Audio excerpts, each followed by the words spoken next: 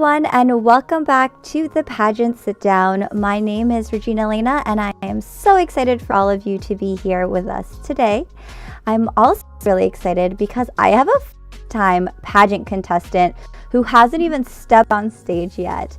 She is none other than the current Miss Galaxy Thornhill 2020-21, Anne Elpa. Hi, Anne.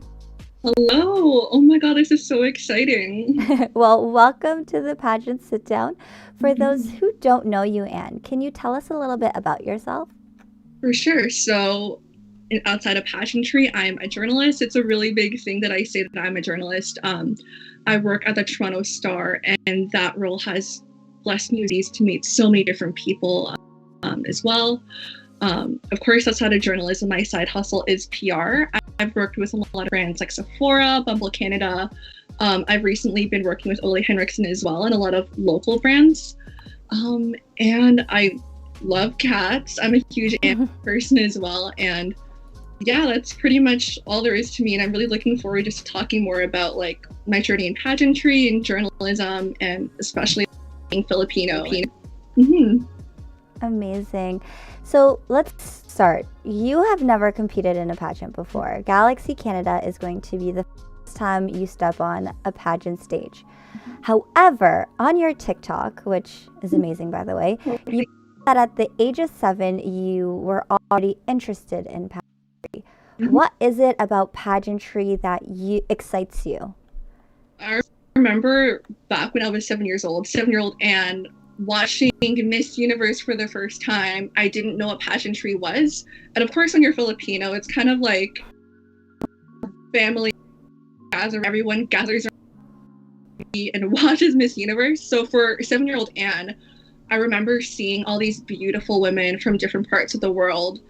And back when I was 7 years old, I didn't really have Asian or Filipino role models. Just to see someone like myself or someone who is also Filipino rock that stage, step on that stage, and just proudly represent their values. I was like, I really want to like be that when I grow up. And then here I am with Galaxy as well. So what really excites me about pageantry is just being able to represent the values you hold closest to your heart, and as well like meeting so many amazing people. Amazing. So 7-year-old Anne wants to do pageants. Fast forward a few years later, why did you decide now is the best time to do a pageant? So basically the way I got into Galaxy, or how I found out about Galaxy, was a really funny story. It was right after Miss Universe. I think it was like 2019 or 2018. I forced my roommates and I to watch Miss Universe, and they've never watched it before. So I remember like the whole shock after watching Miss Universe, kind of that feeling you get whenever you watch a pageant. You kind of have that feeling that you want to like be that person on the stage. And I was at a point in my life where I didn't have as much confidence. And I don't really tell a lot of people this, but I just got out of a serious 1-year relationship, and I felt the absolute worst of myself. And of course, I didn't want to beat myself too much like after it. And I'm thinking, why am I waiting so long just to like hold off my dreams when I can just do it now at like 20 years old? So that night I signed up for Galaxy. I got the email from Cindy, and I withheld that news until Christmas. And I told my parents on Christmas 2019, hey, I'm in a pageant now. And then I remember the reaction was like, it's about time. And I was like, okay, I love that kind of support. So it was for me. That's amazing. Well, first off, you mentioning going from a breakup and trying to really discover yourself is a hard thing. And I also did that. You know, my comeback to pageantry, well, my first pageant and then my comeback into it was for that reason as well. And you really find yourself through this whole process. You signed up for Galaxy in 2019. We are now into 2021. How has the journey been for you preparing for your first pageant? Talking to other pageant babies like myself, especially during the pandemic, this is something I did not see like coming. Like in 2019, I thought I was just going to prepare for months, and then August 2020 comes around, I would be on that stage and I would be with my other pageant sisters. But of course, with COVID, not gonna lie, it has been really difficult to stay motivated. especially living with mental illness. Back in November, I was actually diagnosed with depression and anxiety. And I remember when I was first taking my medications, I realized that they weren't really helping for me. And just ago, I got the news that my therapist and my doctor were concerned that I had bipolar 2 and borderline personality disorder. And when you train for a pageant, mental illness, it is hard. But what really got me through training is definitely having that support system with your Galaxy sisters. I talk to them mostly like almost every week, whether it just be like, oh, or that. What is everyone up to? Is everyone watching Miss Universe this weekend? So I found that with pageant prep, one thing that I really notice is that I shouldn't push myself too much. Even if it is for like 3 minutes or 5 minutes a day, that time is really vital because I put out a goal for myself. I manifest the best for me, like even within those 5 minutes. So it's really a journey that I've been appreciating, and I'm really looking forward to like what the next 3 months is looking like. Well, first off, I do want to commend you for opening up about your mental health and what you're going through, because it takes a lot. It takes a lot of courage, and I, again, commend you for opening up about it as a beauty queen in which you are turning into. There are going to be a lot of young girls who will look up to you, and for them to see you and know your story and know your struggle is something that people need to hear about. So thank you for sharing that, and hopefully your journey with Galaxy and pageantry will help with your journey and go along with your journey that you're currently going on. There's a few ladies here, so Katie Marnock, Elizabeth Marnock, and Sarah, they're all here saying hello. To all of those who are watching, if you have any questions for Anne, make sure you leave them in the live chats and I will be sure to ask her for you. So Anne, Galaxy is, like you said, 3 months away. You've been preparing since 2019. You've had a few hurdles along the way. What have you found to be one of the most challenging and the most exciting parts about preparing for this pageant during a pandemic? Well, of course, when you think of pageantry, the first thing you think about are heels and shoes. I remember, I think this was a few months back during the pandemic, I was going shoe shopping and I found these Chinese laundry shoes in my size for $40 on Poshmark. Oh my goodness. I was like, oh my God, they don't even ship to Canada. And the fact that I found them and they were used was an amazing thing. So one thing that my coach told me, I hired a coach, Marie, if you're watching, hello, was just to have my heels in the background. So when I wake up in the morning, I see the heels there. And of course, I've been trying my best just to walk back and forth in my room with the heels, embracing those mistakes and wobbles. Not gonna lie, there have been wobbles.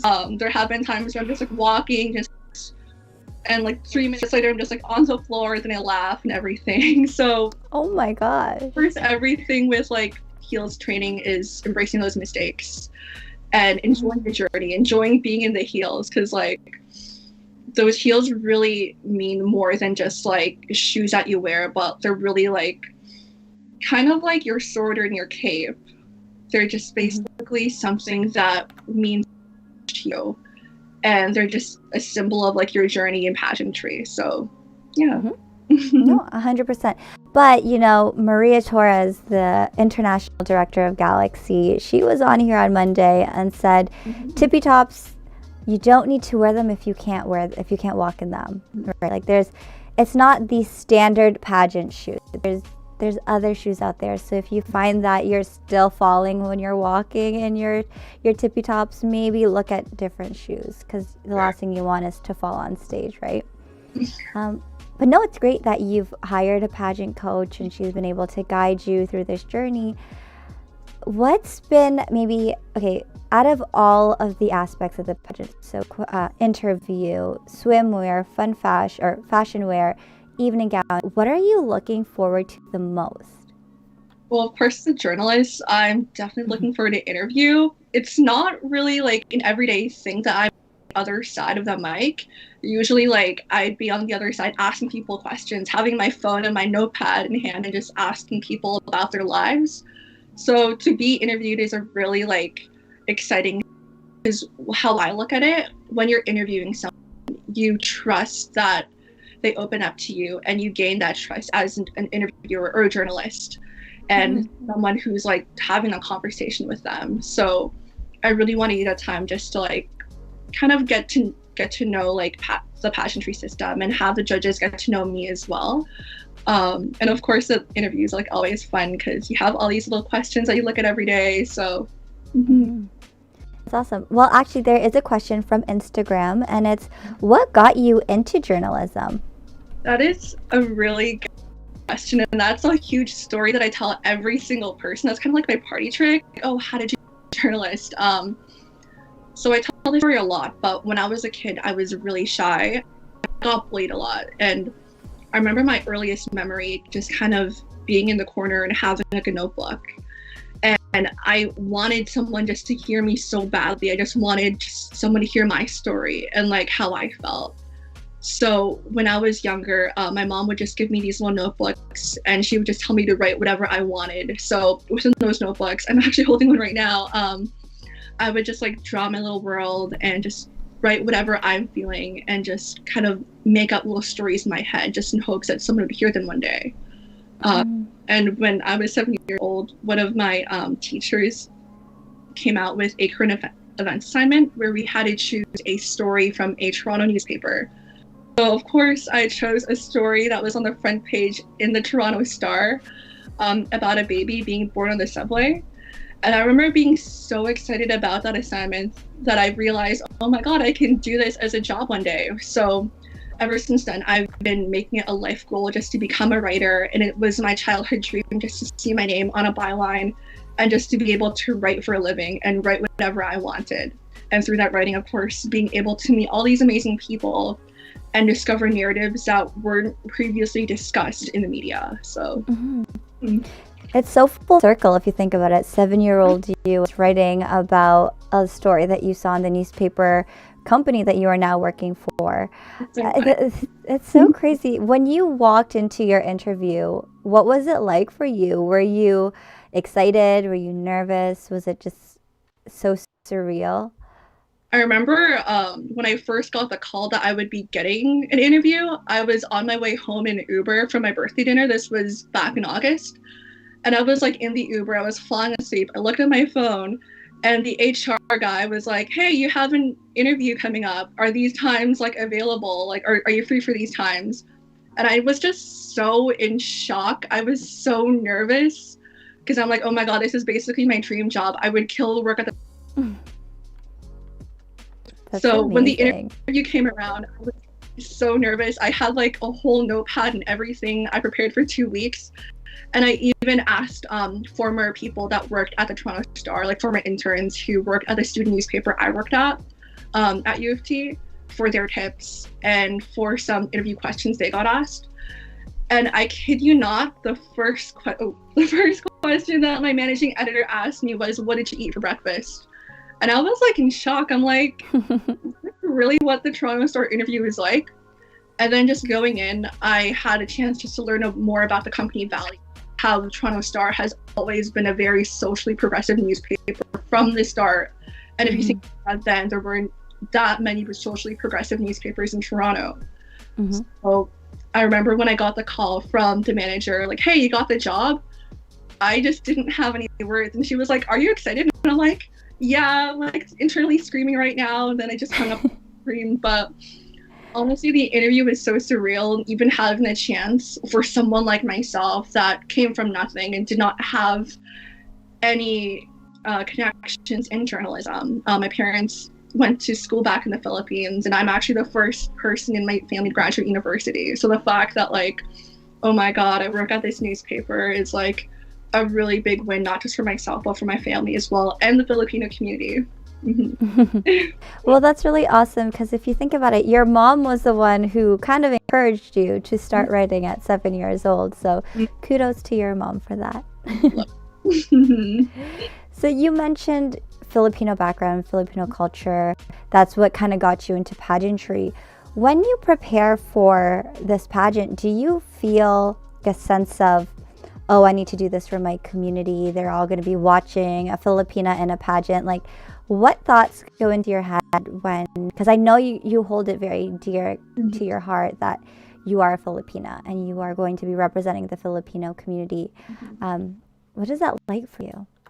Honestly, when like going to a pageant, I remember like the first thing people would see was, oh yeah, you're a Filipino. Like, it's a really big thing that beauty pageants are so celebrated in Filipino culture and the Filipino community as well. So when I think of that in mind, I think of, again, all the Filipino women who came before me. And even as a first person or like a pageant baby, I do get some thoughts about like, okay, like what would this Filipino beauty pageant or beauty queen do? Or what would this person do? Well, what really helped for me, especially reading all these books, is to make it my own journey, because I find that when you copy someone else's journey, you lose your sense of identity as well. So by being a Filipino beauty queen, I want to put myself out there, like not just Anne the Filipino, but Anne Marie Elpa, journalist, the student, the daughter, the crazy cat lady. So, Awesome. And so you followed pageants since you were 7. Which beauty queen, whether it be from the Philippines or any other country, do you look to as inspiration for your pageant journey moving forward? Honestly, I have a whole list, like watching every single Miss Universe since I was 7 years old. That is a lot of beauty queens. But off the top of my head, everyone loves Catriona, the Catriona effect. And what I love most about her is her bubbly personality and her energy. Whenever she's in interviews, she has so much fun, and you can tell that she's genuinely enjoying herself and enjoying the journey too. And she's so like who I want to be, like as like a person, like having all that energy and just kind of being grateful for everything as well. I love Nova Stevens so much. I've been stalking her for the past, especially with Miss Universe being on Sunday. I've been stalking her, and especially her work, what she does with Black Lives Matter in Canada and Vancouver. I have so much respect for that and so much respect for her journey. And even to like interview like her or talk to her, like I would just be in shock. Like I would die. No, that's awesome. Well, you mentioned Nova and her platform with Black Lives Matter. I have a question from Instagram, and it's, what is your platform? That's a really good question. So my platform is media literacy and mental health. Of course, as a journalist, I've seen over the past years in my journalism career how much media literacy really means. Like we see all these different articles from Facebook, Twitter, and these different narratives as well. And that really tears apart a nation, not just a nation, but a family and like a community as well. So with media literacy, I really want to like use my platform as a journalist and my writing to encourage people to go out there, grab a newspaper, really encourage like that civic engagement, because when you grab a newspaper and when you read that, you learn more about what is going on in the world, and that makes you a much more informed citizen. You learn about all these different things going on. You learn about these social movements, and of course, it makes you a better reader as well. And especially like as someone living with mental health as well. With May being Mental Health Awareness Month, I noticed that there aren't a lot of narratives for people who live with bipolar and personal disorders like borderline personality disorder. You see a lot of people discuss anxiety, depression. Not that that's like a bad thing as well. It's great that people are talking about mental health, but I really want to use my platform as a journalist and as a Galaxy title holder to say that people living with bipolar and borderline personality disorder and these different issues, that they could do these things as well, and that they can live very normal lives. Well, that's a great platform to have, and not one that is, I don't say overdone, but it's unique and will definitely make you stand out. So I'm really excited to see how your journey continues and where it goes. One thing I do want to know is, this is your first pageant. If you were to win this pageant, what are you looking at doing with your title? Well, first of all, if I win that pageant, it's going to be like a huge, like, oh my God, is this really happening kind of moment. Like, first of all, it is my first pageant. So to be able to win that first title is a really big accomplishment for myself, and that I'll be forever grateful for. I will be able to use my title to,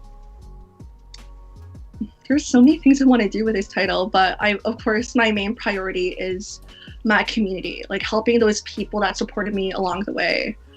Of course, attending those local events as well. Before, like pre-COVID, I remember this event about like women in politics that I attended with my Galaxy sash and talking about being a beauty queen and again, being a woman in journalism and politics and all that. But I really want to use my title to empower the community that raised me, and of course help these like and help the children that I used to be, or like the kid that I used to be. Like, just again, what you mentioned, going full circle. So of course working with those grassroots organizations is my main priority. I can list so much off the top of my head, but it would be really surreal. It's amazing. Well, I'm looking forward to see what happens. One more question. Actually, yeah, let's do one more question and I'll go into the next segment.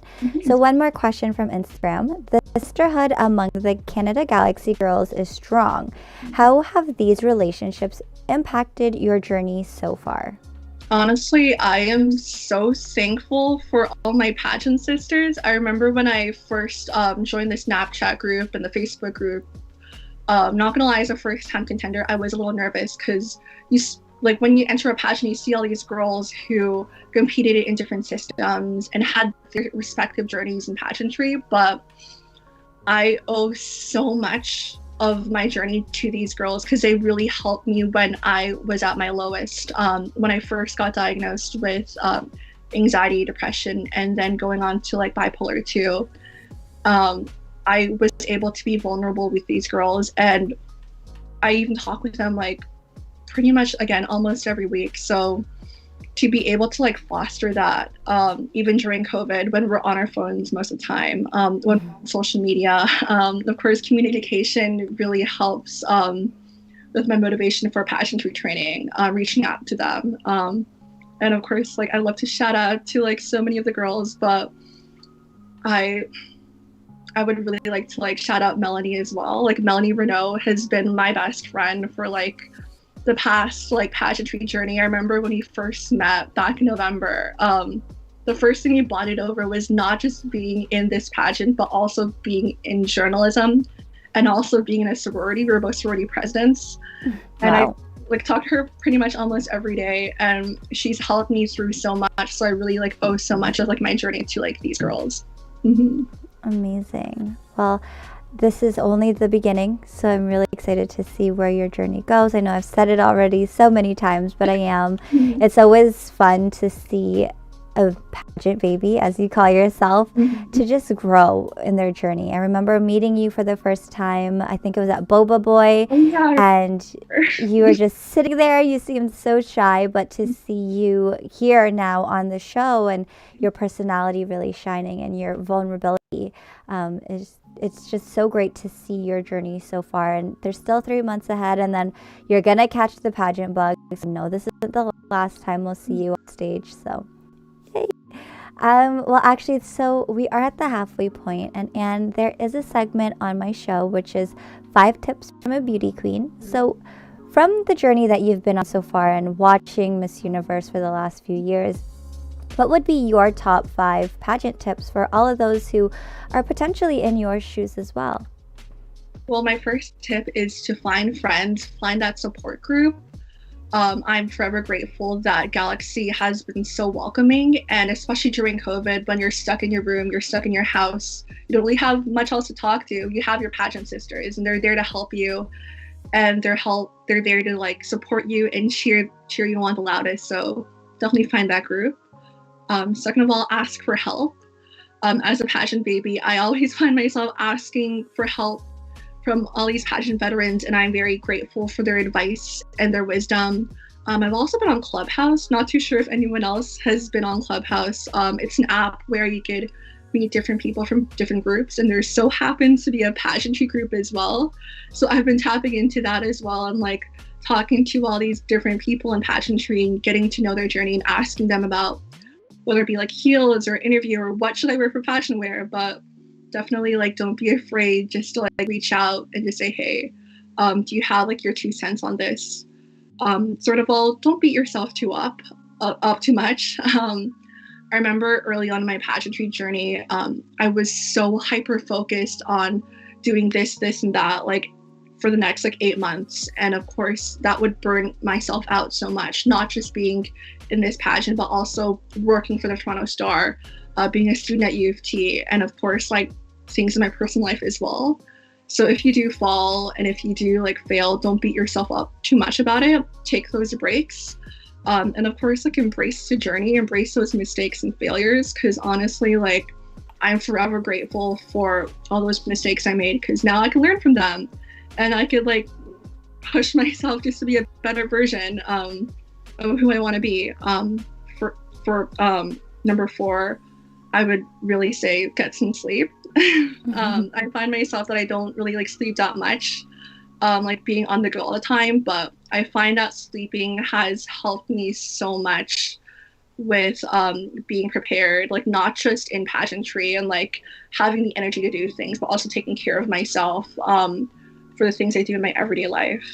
And my last tip would just to be, I have so many tips, but like I can't like count it up 5. It would be to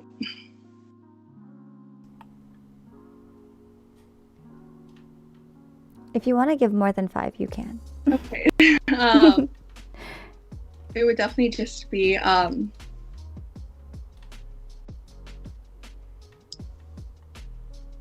make a plan for yourself and like make a full-time like goal or like a little vision board. I don't really know how to like say this, but I'm a huge Pinterest addict. So what really kept me motivated was keep these images and keep these different stories like on the back of my head. So like I have something just to look forward to and like something just to keep in mind, because I know when you're training during COVID, you don't really know what to expect. Like especially living in Toronto, Ontario, I don't really know if you know this, but like Ford recently announced that there may be a possibility of extending the stay-at-home lockdown until June. So that's taken like a toll on not just myself, but all my fellow Ontario pageant girls. But definitely like keep like a goal in mind, keep a plan in mind. And yeah, that's pretty much all I have. Also reading. I love to read. I've made a goal just to like read at least 30 minutes before I go to bed, because I find that you can get the best wisdom out of books. And of course, you take your time away from your phone, everything else. So one book that I'm currently reading is How to Win Friends and Influence People. It's a classic psychology book. And I find myself reading a lot of psychology books going into training. So yeah, that's pretty much like all I have. Amazing. And those are awesome tips. And, you know, it being your first pageant, it's so great to see what you've collected throughout the couple of years you've been preparing and sharing those with everyone. So, Anne, if people wanted to follow you on social media and continue to follow your pageant journey, what is the best way for them to find you? For sure. So you can follow me on Instagram at Marie Elpa. That's ANNMARIE ELPA. You can also follow me at Miss Galaxy Thornhill. That's my pageant page. You can see all my different pageant adventures and what I've been working on. And if you have Twitter as well, you can follow me at Marie Elpa, where I do post some stories and some things that I see going on. But yeah, like I'm pretty much on my phone most of the time. So if you want to like hit me up via DMs, I would be more than glad just to start a conversation. Amazing. So after the show, ladies and gentlemen, make sure you follow her. Her journey to the crown is a few more months away, so make sure you follow her journey. And, you know, you signed up in 2019. We are, like I said, we're now into 2021. A lot has gone on in the world. But I guess as a pageant girl, one of the things that I really love doing is figuring out my outfit pieces. And I guess not being able to go into stores, how has that been for you to find your wardrobe? Honestly, like I mentioned, Pinterest is a life send because I see all these different images like, oh, that looks cute, add that to the board. And of course, with stay-at-home orders in Toronto, like that would limit going into stores and being able to select stuff. But I remember one thing that my coach told me was that it's okay to recycle pieces. I do have a prom dress that my uncle made for me. It's kind of a family tradition that my uncle makes dresses for women in our family who are getting married. And I'm not married yet, so he made my prom dress back in 2017, and I've recycled that for some sorority formals, and I'm looking forward to recycling that hopefully for Galaxy because that really is a representation of who I am, and it means so much to me. Of course, online shopping is an option as well, but I would try my best just to like measure, because a big pet peeve I have is whenever I get something and it doesn't fit, and then I look at the measurements and I just completely like forget that like a medium from this store might not be the medium in another store. So I would definitely like be wary on that. But for now, Pinterest has basically taken over my life. I love that.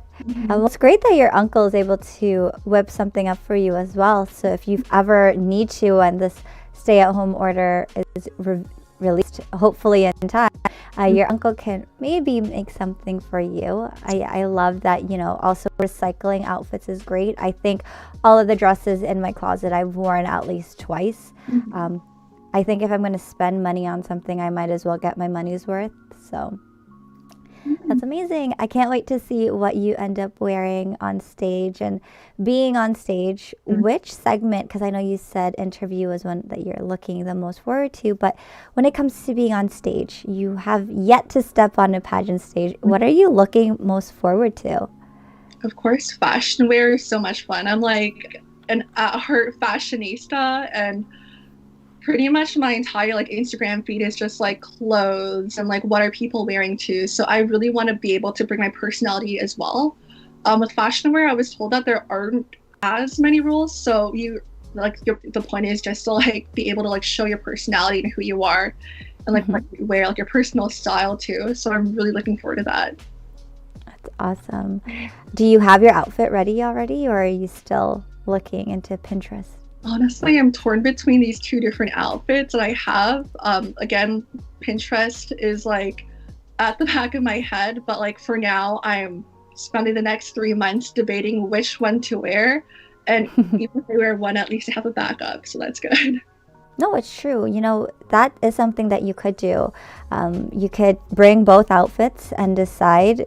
If you can't decide beforehand, of course, bring both outfits, and depending on how you feel, like when you're all dolled up with hair and makeup, you feel so different. So I would even do that, or doll yourself up now and figure out which one you can picture yourself on stage in, because that's all that it's about, is what can I picture myself in on stage? What do I feel most beautiful in? And go from there. So if anyone has questions for Anne, I know there are a bunch of you here, feel free to leave them in the comments section. In fact, the Costi girls are on here, so Kinsley and Kylie, but I'm sure it's their mom, Janice. They're on here saying hello. And when we were talking about shoes, Elizabeth actually wrote, "Long live tippy tops." So I guess she loves those shoes. So when we talked about social media, one thing that you did not mention is TikTok. And I noticed that you've been posting a lot more on TikTok recently. You posted that there was a random door in your house. Did you ever open it? Honestly, the story with that random door, so basically like context for that, I used to live in a sorority house in the Annex. And the Annex in Toronto is a neighborhood that has all these old Victorian houses. And like during my time living there, I had the president's room because I used to be chapter president of my sorority. Ooh. And I remember when I was like moving in first, I found this random door, and my first thought was like, oh my god, it's like a little like portal to Narnia or something, or like I'm the main character of like a sci-fi movie. So I forced one of my other roommates to go in. I was like, guys, like I don't want to go in, like I'm not that tall enough. So So we made it a whole event that one of my roommates went in. I filmed it on Snapchat, and we looked inside and there was nothing you can see but dust and like Ew. some like ventilation because it is a really old house. But I remember reading through the comments, someone said that that used to be a place where people can store luggages, which I kind of find like really interesting because I'm like, how can you store a luggage up there? I'm only 5 foot and I can't reach it. I need a ladder to go like up there.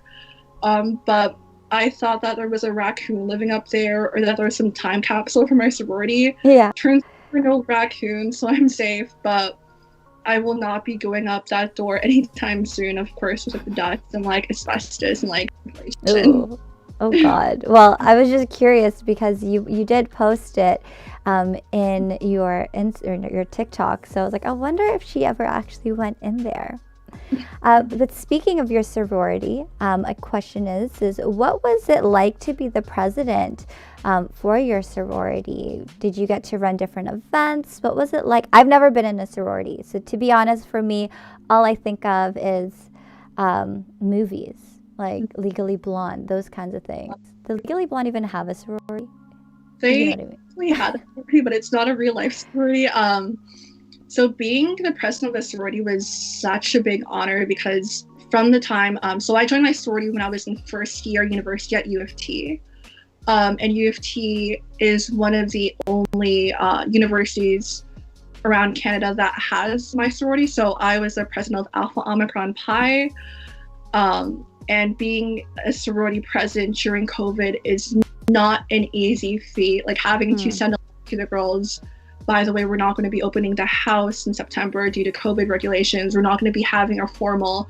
And that really is hard because I felt that my presidency was really limited from COVID, but that really taught me just to like excel and maybe look at things a different way. I'm really thankful because I had an amazing executive team and amazing sisters who really supported me.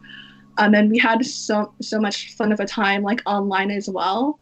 And living in a sorority house during COVID has been such a journey as well because I got to like bond with these girls. Like if we were in the apocalypse, these were like the 5 girls I would like with me, even though that would be like a terrible thing. But being their president, even as like a Filipina, because there weren't too many like Filipinos in Greek life. Like I think I was the only Filipino girl in my sorority, so that was a really big shock. But I've been blessed so many opportunities.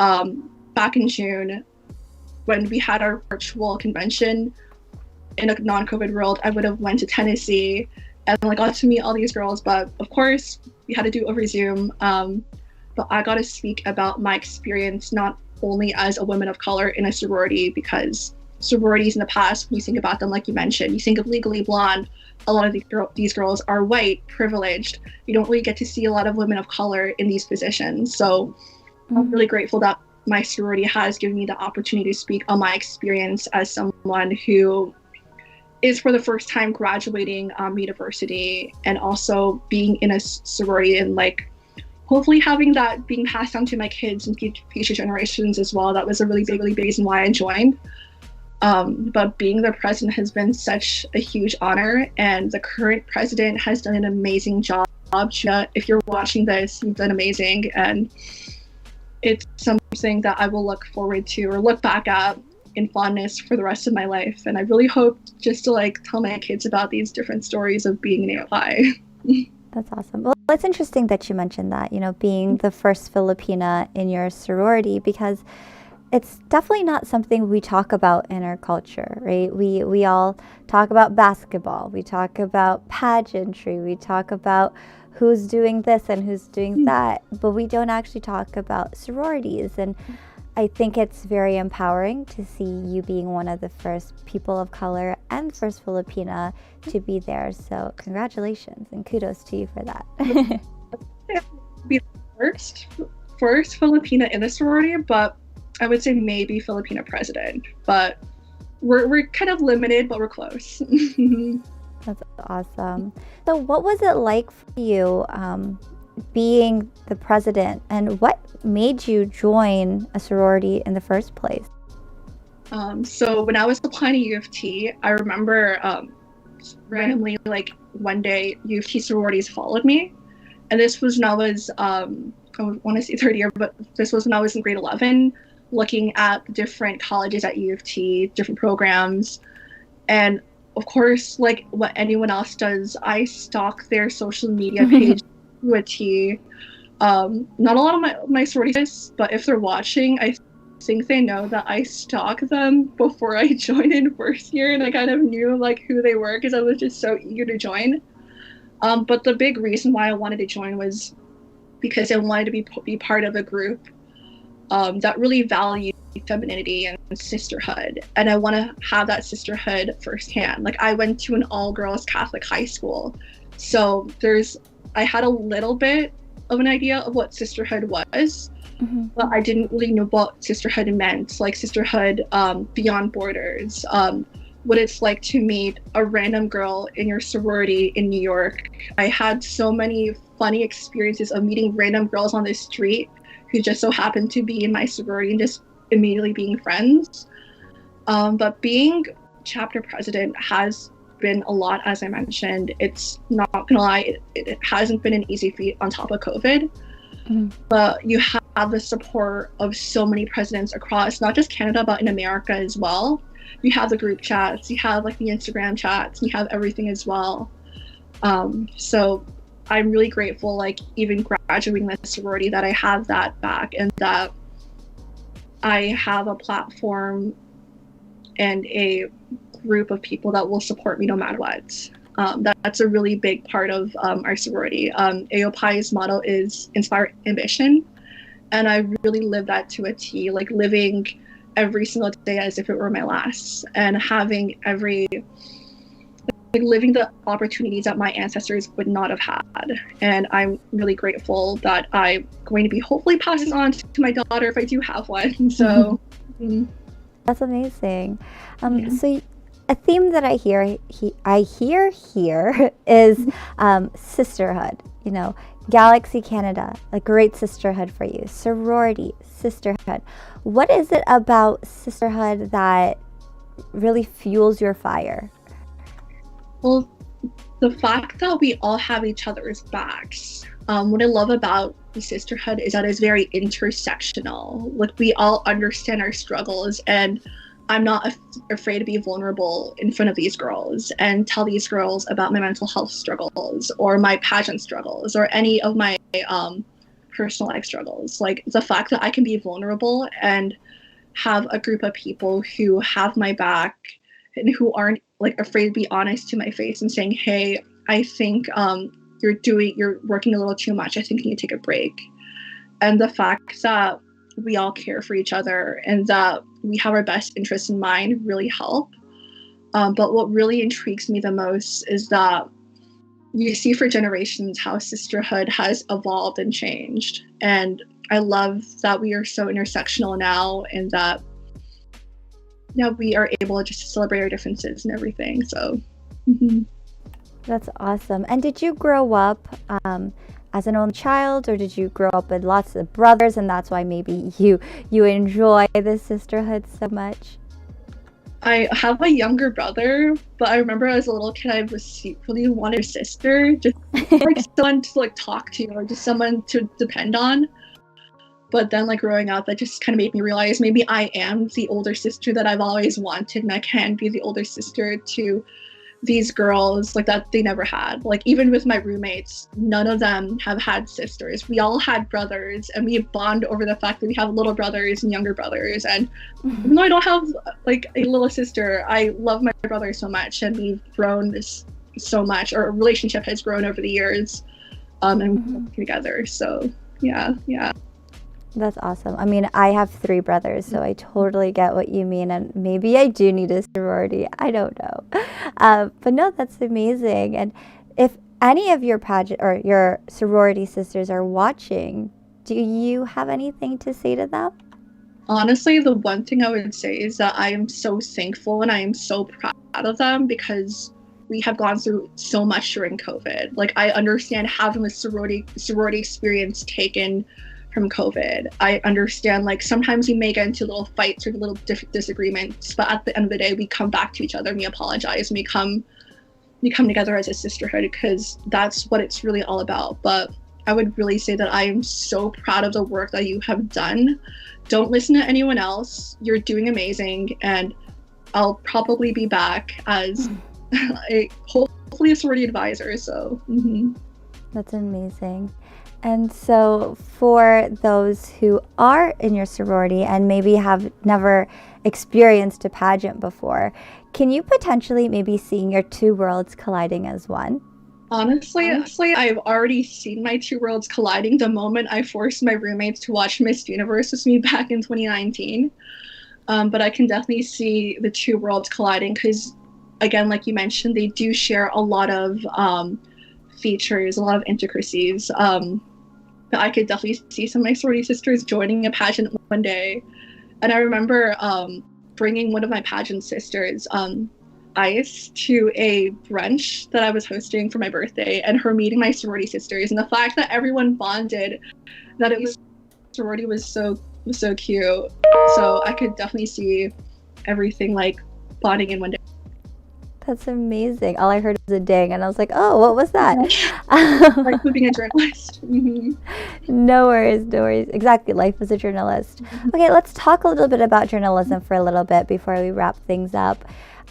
I've been seeing your name all over the place when it comes to different articles. What has it been like, life as a journalist in the pandemic? Because I can only imagine, you need to be on your toes all the time on what's coming up next. What are the politicians saying now? What's changing?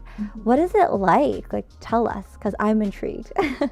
Honestly, like, I couldn't see myself being or starting my journalism career during a worldwide pandemic. This was the last thing I expected. When I first started my journalism career in university, as part of my university paper, this was when Trump was elected, and this was when there were so many protests in the streets, not just about anti-racism and of course stuff like that, but also you have different protests on climate change. And a lot of my early career was going to protests and talking to people. So to be reporting in a pandemic was like, okay, like, I've been through some really crazy stories before, and there have been times where I've almost died, but I'm really grateful that... Wait. You almost died? There was one protest that I attended. This was back in 2018. Like, there was... I can go into it a little later, but I guess reporting on a pandemic has kind of, again, put me on my toes and just kind of gave me the message that you could never be too prepared for what you're about to report on. And again, I'm working from home, and I never expected to work from home because this is the first cohort at the Toronto Star who are working from home. Everything is completely virtual. So, yeah. You know, when you talk about this, I don't know if you've watched Gilmore Girls, but that's kind of where it brought me. Have you watched it? I only watched up to season 4. I haven't watched the entire thing. Because you know how Rory goes into journalism and works for newspapers. That's kind of where my head went. And then you said that you almost died. Like, you wouldn't think that. But we talk a lot about protests and writing about protests. And recently in Toronto, there was the anti-Asian racism or anti-Asian hate that was really starting to blossom for a little bit. What was it like for you being an Asian woman, being an Asian reporter, and then having to cover a story like this? Well, looking at the anti-Asian hate protests, not just in Toronto, but worldwide, and of course going into like my Instagram feed and seeing people who look like my mother or my grandmother or my aunts just randomly beat up in the street, not gonna lie, it has taken a lot of my mental health as a reporter and as an Asian woman as well. It's kind of a thing that every Asian reporter I've talked to can kind of resonate with this, but we all remember the day when we first got our first hate email or hate message from some random guy with like no followers and like just posting propaganda on their Twitter page. But it has taken a lot of my mental health. But the way I look at it is that, okay, I had this form. I have a readership. I have this sash. I could use that to bring awareness to what's going on, to our lived experiences. It's not just something that's on the news, but something that a lot of people live with. Mm-hmm. And that's something that a lot of people forget, that even after the protest, when everyone goes home, this is something that you'd have to like live with for the rest of your life. Not like, hopefully not in the near future, but this has been something for the past few generations that people have been living with. And I'm really grateful to be part of a paper that has been super progressive and that really values my thoughts about ways to make ourselves more progressive and diverse. Because not gonna lie, Canadian media has historically been very white, very male. I didn't see a lot of reporters who look like me, but maybe that'll change. So, Well, here you are moving mountains, you know, being a Filipina sorority president. You are now one of, I'm not sure how many, but a reporter for the Toronto Star. I just think it's amazing to see what you're doing, and you're really filling in those shoes that 7-year-old Anne had left for you. So I think it's so great to see that your childhood dream is finally happening and continues to happen for you. So as we begin to wrap things up, do you have any last words or thoughts that you would like to say to our viewers today? Honestly, thank you so much for even viewing this and supporting the Galaxy journey. Not just for myself, but all these other girls as well. Like when I first looked at Galaxy, it was basically through a Google search. And what really drew me was the fact that it was breaking barriers in the pageantry world. The fact that anyone of all ages, all sizes, different height requirements, like I'm 5'7", and I thought that I couldn't join a pageant because I'm 2 inches shorter of what would be considered the minimum for the modeling industry.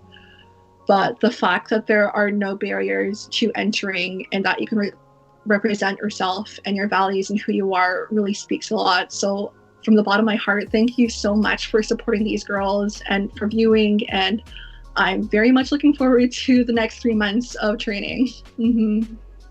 Amazing. Well, Anne, I'm going to leave it at that. It's been so amazing watching your journey, like I said, from when I first met you at Boba Boys to where we are now. It's so great to it's just been so great to like see your journey as a pageant baby. I haven't been a pageant baby in 11 plus years. So to see you on this journey, it brings me back to when I started. And I'm really excited to see where it takes you from one Filipina beauty queen to another. I know that you're going to do great. You continue to inspire everyone with what you're doing. And thank you for spending your Wednesday with me. I know you were saying you were working the graveyard shift. So thank you for being awake at this time and being with us. And again, to all those who are watching, make sure you follow her journey. All the links are in the description down below. I'll throw in her TikTok there as well. She does have some awesome content. I do love when you did that, putting those hateful emails or hateful comments into inspirational quotes. Love that. Continue doing what you're doing and continue to inspire not just 7-year-old Anne, but all the other girls out there who are following you. And to everyone who watched, thank you for joining us on this Wednesday evening for another episode of the Pageant Sit Down. If you enjoyed tonight's interview, make sure you give it a thumbs up and subscribe to the channel if you haven't already. I'll see you guys on Monday. And thank you so much again. And I hope you stay safe and continue to just shine and be who you really are. To everyone, we'll see you next time. Bye. Bye.